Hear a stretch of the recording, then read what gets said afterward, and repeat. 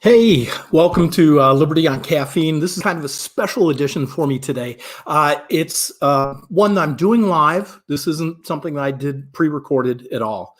And it's interesting because originally I was going to be having a wonderful interview with the ladies that do a podcast called Parenting Porcupines. And unfortunately, we had some technical difficulties and some logistical problems yesterday when we were trying to get that together. So I promise you, I'm going to get Casey and Jessica back with me, and we're going to get that out there because I think it's some important and interesting and fun information for everybody to be able to do that. But while I'm saying that, please go and see if you can see Parenting Porcupines on I'm going to be sharing some links and things later on for their sites, not in today's program, but a little bit later on, I'm going to be doing some special things to get the word out. They have some great and entertaining things. I went back and listened to some of their podcasts, and it was very informative, very, very entertaining. Today's show is going to be a little bit different because it's going to be kind of my stuff that I want to get out to you. So let's get at it, and let's get started with a little bit of Liberty on Caffeine. We want to get it on because we don't get along.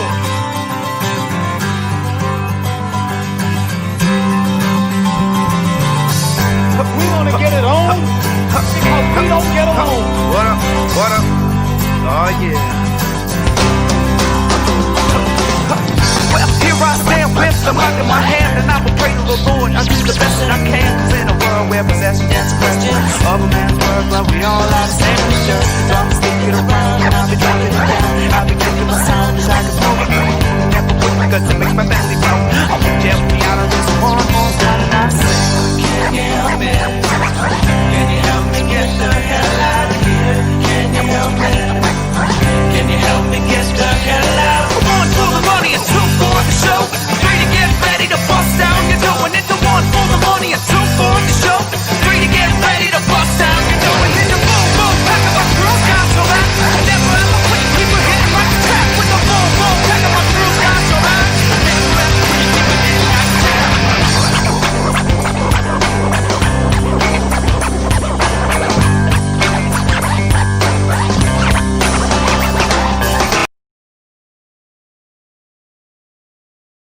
All right. I just want to let you know that I've had a very, very interesting week, so to speak. I don't usually like to air out my personal laundry, but I had a little bit of an incident unloading a truck for the company Tuesday morning that I've worked for many years. And I had a heart attack. Strange, but the people here locally took great care of me, removed 100% blockage in the right artery and of the heart, and put in a stent and shoved me out the door. And I feel great, in case people are wondering. And but I have to take it a little bit easy. But I've got plenty of energy. I feel great, and I'm ready to fight the good fight. And along with that, today's show is going to be a little bit about sitting in that in bed. I've had time to kind of catch up on all the things that are going on in the world, and I was just really getting irritated with a lot of things. And we're getting closer to festival season. My favorite holiday is at the end of this month.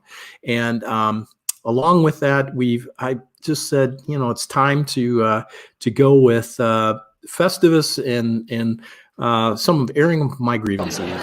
Welcome, newcomers. The tradition of Festivus begins with the airing of grievances. I got a lot of problems with you people. I do. I have a lot of things that really irritated me. One, I was irritated with all the work that all the Second Amendment folks have gone out. My friend Steve, Chad, they all went and did the 2A thing. I was trying to support them as much as possible in the county and in the state.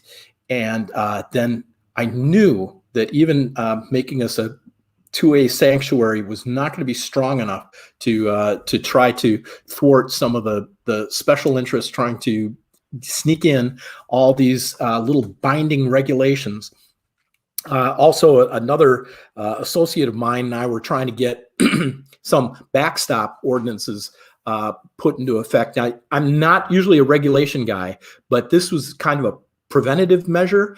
I wanted to have some things put down in writing so that it wasn't left up to interpretation, just arbitrary interpretation where they could take away your gun rights or not allow you to shoot on your own property. So I thought it would be a better idea to have some backstop regulations put down in writing. So you knew what directions the backstop had to be, how large they had to be for the caliber, and how much distance you had to have for shooting, and which makes everybody safe. And these regulations were just kind of cloned from what they use for putting together shooting ranges and things like that. And I have been pushing for that, but for some reason I had a lot of pushback in the way of, oh yeah, we'll consider that. I mean, I gave them documents and so on, nothing, crickets. It fell on deaf ears. Nothing was ever done about it. And which doesn't surprise me. I mean, this is something that as an activist, I've been going through for years, and that's why I've gotten involved in politics, because this is something that the people would actually want and actually use, because it takes away some of that power from government, from being interpretist, being able to interpret certain situations, certain people, certain families, certain areas, so it can meet their needs, instead of how the public in general have a certain set of rules and we can follow them. So already the what I call the special interest of trying to of development is trying to say, okay, we're going to the rural areas and we're going to start to take the people that have their private property they've been able to enjoy for most of their lives and their families' lives, the sport of shooting. And because we've got people that we want to make money, so to speak, and we want to cram people into this area, and they're not happy with hearing gunfire. So therefore, we're going to take that joy, that life, that sport, that something that people really have that they want. They're going to take that away from them so that they can have the new folk being comfortable.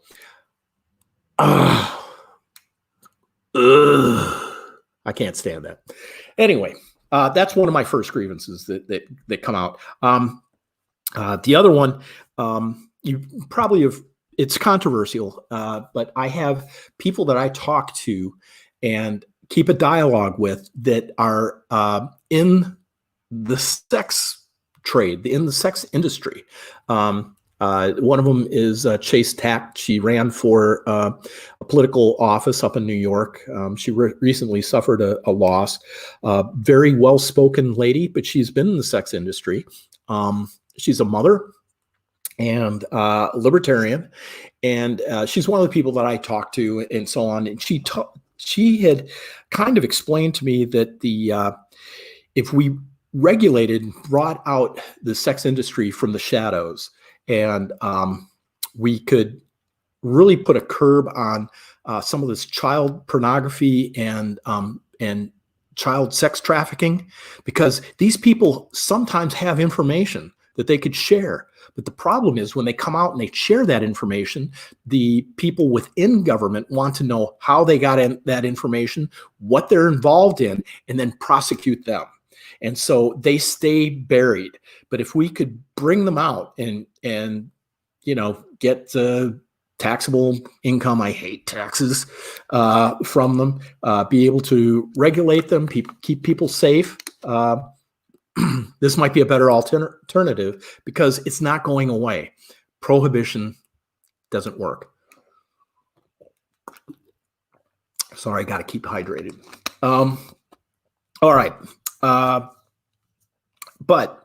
the thing that ticked me off was we have the millionaire owner Kraft of the Patriots that caught diddling, paying for and diddling women in during Super Bowl time down in Florida. He gets a free pass. He got a free pass, and 5 women are being prosecuted. No, they're being persecuted. These are women that are trying to make a living.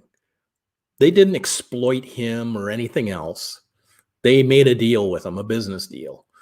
Anyway, that wrangles me. Once again, the wealthy, the special interests, the powerful, they get by. The rest of us don't. But I'm staying calm. All right. The debates. I didn't watch the debates because I was forewarned that it was going to be a train wreck. I also was a little ticked off because I didn't think it was a presidential debate. It was just a major party debate. We have other parties that are going to be running for president, but they're not being heard. And especially my girl, Jo Jorgensen, Dr. Jo Jorgensen, Clemson, Dr. Jo Jorgensen, along with upstate vice president nominee Spike Cohen, who is in Durham, I think, today. Crickets. They don't get to talk. They don't get to get on the world stage. Well, world stage, I should say, the national stage, and be able to be heard. And instead, they got this waste of time, this screaming match with very little facts involved. I mean, Biden's is a joke. I mean, he's an absolute joke. And I'm sorry if you're voting for Biden. I really don't have a lot of respect for you. There's nothing there. The guy is vapid. You can give me the argument about his people and the people he's going to bring in. That's even scarier to me. That's not a good argument. That's scarier to me than the actual doddering man. The guy, the poor man he's straw. They have to stuff him. They have to shoot him in the butt to get him enough energy to even make the debates. And then, of course, I saw the clippets. Shapiro had a great wrap up of the whole thing that they had to prop up. And it was a great strategy. I mean, people know that I was not a Trump supporter. I think he has done a marvelous job, actually, as president, especially from what he's had to take up with. I'm not anti-Trump at all. I'm not an anti-Trumper. There are some things I'd like him to do differently. There are things I disagree with. But overall, I think what he's had to overcome has just been incredible. And this is from a libertarian. And usually we're not that, I guess you'd say, agreeable or copacetic with a lot of the Republicans that are in office. But I have to say, I don't know if anybody else could do a better job under the same circumstances. So, and I, quite frankly, I've talked to some libertarians that are in purple states that are going to abandon their party, their third party, and cross over to Trump, not because of what Trump stands for, but because they're afraid of what Biden will bring. And part of it is Biden's going to bring Kamala Harris, and that's unacceptable. Let's face it, she's a piece of work too. But I mean, the conservatives are even saying that debate was a train wreck. The only people that are propping that debate up have got to be the what do I want to call it?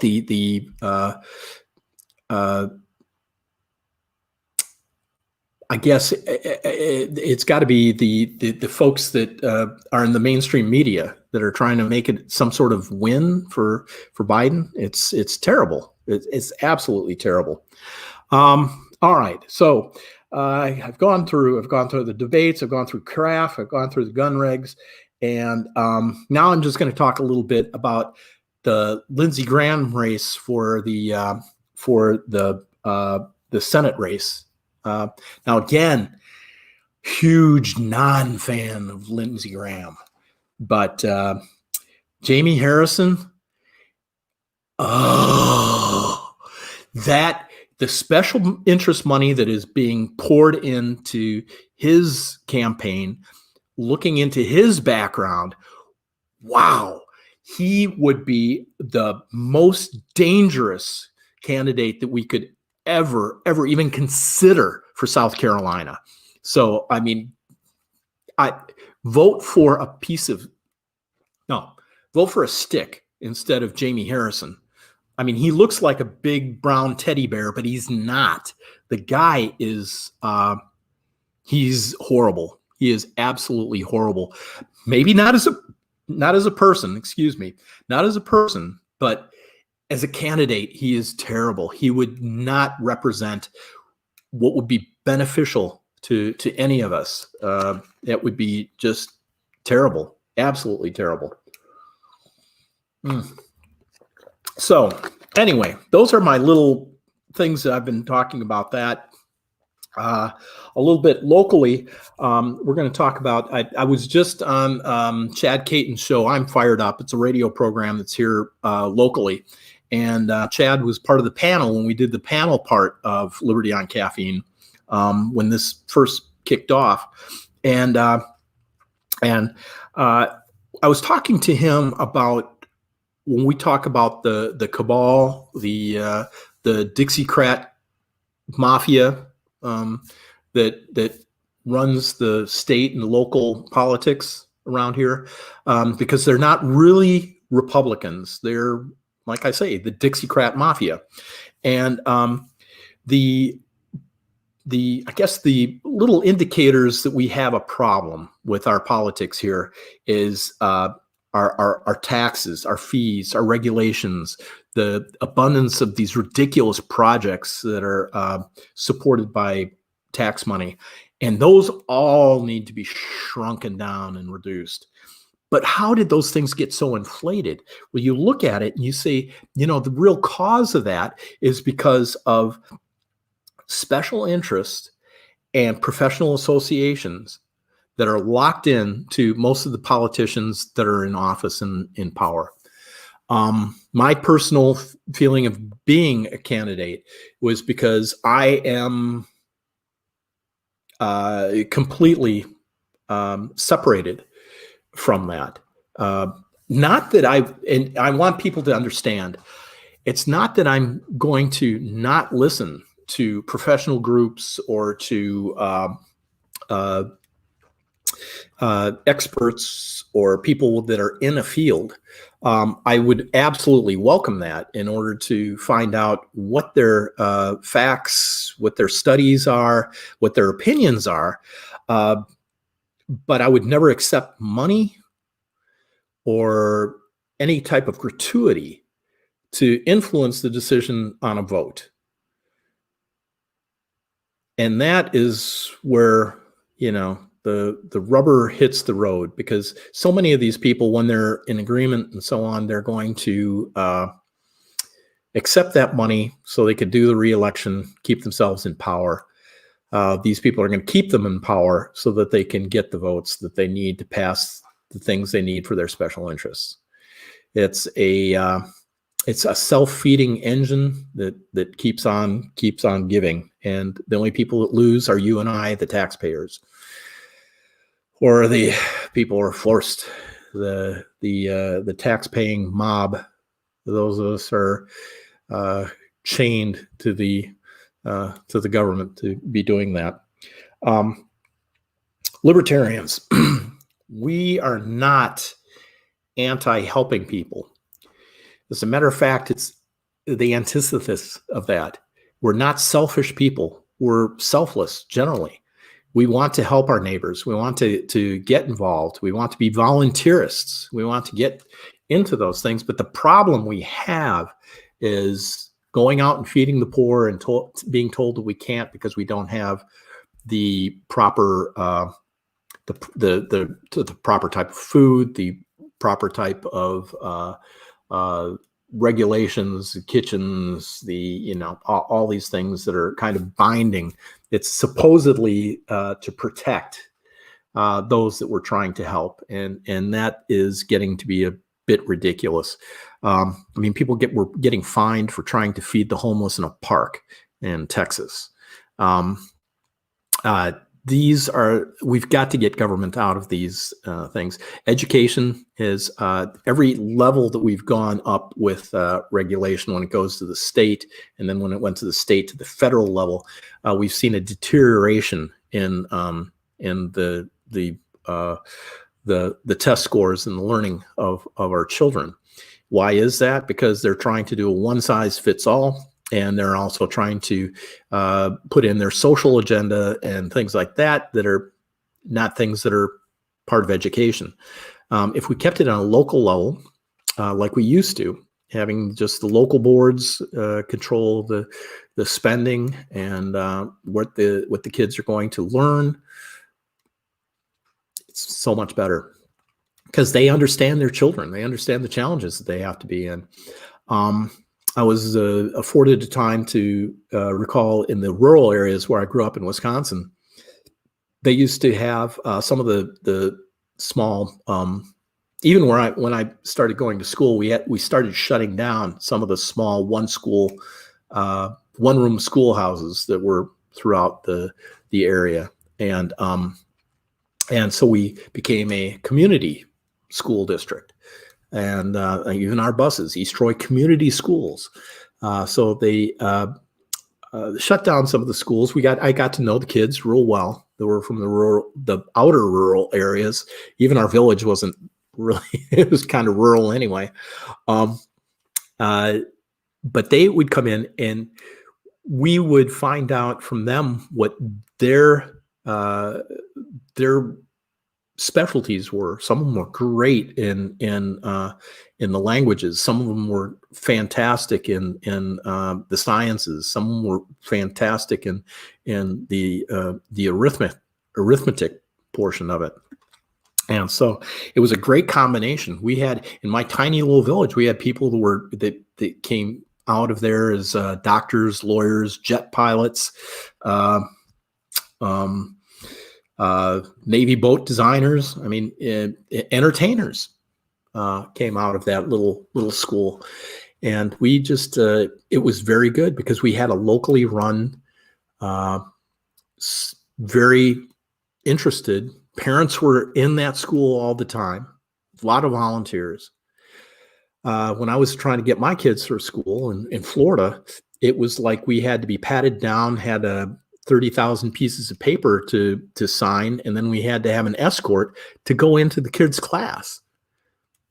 It's ridiculous. They're trying to protect the children from their parents. It was just very strange, and it's gotten worse. It hasn't gotten better. They try to keep the parents out. We'll take your money, as much of it as we can. Yeah, bring it on in. But you yourselves, no, stay away, stay away. We don't want your interference. We don't want you to see what's going on here. We don't want you to see what we're teaching the kids. Don't interfere. I mean, I don't know how much I have heard that interference word used by educators. I mean, my gosh, have we really come to that? Anyway, I've been babbling for about a half hour now. That's way more than I thought it would be, but this has just been our little kind of special broadcast I want to have out since I wasn't able to bring you the good stuff. So I just want to go ahead and sign off. If you want to see some of the other things that we've had, go to our YouTube channel for Porcupine Pundit Productions. You can see some of the things we have on the broadcast from Facebook. I do some streaming also simultaneously on Periscope. And if you just need to have any information from me, you know how to get a hold of me directly. And I just want everybody to have a great, blessed October. I'm so glad October is here. We're getting closer to getting out of 2020 into 2021. I'm so glad when November 4th comes and the pandemic is done. And I just wish everybody a great and blessed time. Take care.